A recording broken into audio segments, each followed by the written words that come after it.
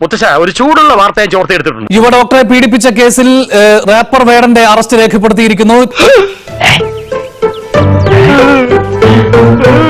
ചോദ്യം ചെയ്യലിന് ശേഷം അറസ്റ്റ് രേഖപ്പെടുത്തുകയായിരുന്നു. തൃക്കാക്കര പോലീസ് തുടർച്ചയായ രണ്ടാം ദിവസമാണ് കേസുമായി ബന്ധപ്പെട്ട് വേടനെ ചോദ്യം ചെയ്ത് ഹൈക്കോടതി മുൻകൂർ ജാമ്യം അനുവദിച്ചതിനാൽ കസ്റ്റഡിയിൽ കഴിയേണ്ടി വരില്ല. ഇന്നലെ 5 മണിക്കൂറിലേറെയാണ് വേടനെ തൃക്കാക്കര പോലീസ് ചോദ്യം ചെയ്തത്. വേടനെ നേരത്തെ ഹൈക്കോടതി മുൻകൂർ ജാമ്യം അനുവദിച്ചിരുന്നു. അപ്പോൾ സ്വാഭാവികമായും വൈദ്യപരിശോധനയ്ക്ക് ശേഷം വേടനെ വിട്ടയക്കാൻ തന്നെയാണ് സാധ്യത.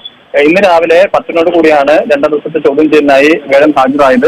ഈ ലോകത്തിലൊരു പോക്കേ. ഇതിനുശേഷം തുടർ നടപടി ചോദ്യം ചെയ്യൽ മുന്നോട്ട് പോയ ഘട്ടത്തിൽ അല്പസമയം മുമ്പാണ് വേടന്റെ അറസ്റ്റ് രേഖപ്പെടുത്തിയതും. സത്യം പറഞ്ഞ വിഷമം കൊണ്ട് ചത്താലോന്ന് വരെ തീരുമാനിച്ചതാ. അയ്യോ, എന്നിട്ട് എന്ത് പറ്റി? മരിച്ച പോസ്റ്റ്മോർട്ടം ചെയ്യലൊന്ന് പേടിച്ചിട്ടാ. പ്രധാനമായും വേടനെതിരെ കൃത്യമായിട്ടുള്ള തെളിവുകൾ, ഡിജിറ്റൽ തെളിവുകൾ അടക്കം ലഭിച്ചിട്ടുണ്ടെന്നുള്ളതാണ് ഇപ്പോൾ പോലീസ് വ്യക്തമാക്കുന്നത്. പറഞ്ഞു തന്നെ പച്ചക്കള്ളമാണ്. ഇപ്പോൾ നേതൃത്വത്തിലായിരുന്നു ഇന്നത്തെ ചോദ്യം ചെയ്യൽ.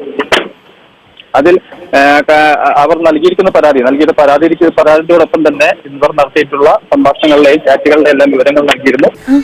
എന്നെ മനഃപൂർവ്വം കരിവാരിത്തേക്കാൻ കുറച്ച് ആൾക്കാർ ഇറങ്ങിയിരിക്കുകയാണ്. കൂടാതെ സാക്ഷിമൊഴികളുടെ അടിസ്ഥാനത്തിലായിരുന്നു ചോദ്യം ചെയ്യൽ. കൂടാതെ വേടന്റെ എടുത്തിരുന്നു. ഇതിൽ നിന്നെല്ലാം ലഭിച്ച തെളിവുകളുടെയും അടിസ്ഥാനത്തിലാണ് ഇപ്പോൾ അറസ്റ്റ് രേഖപ്പെടുത്തിയിട്ടുള്ളത്.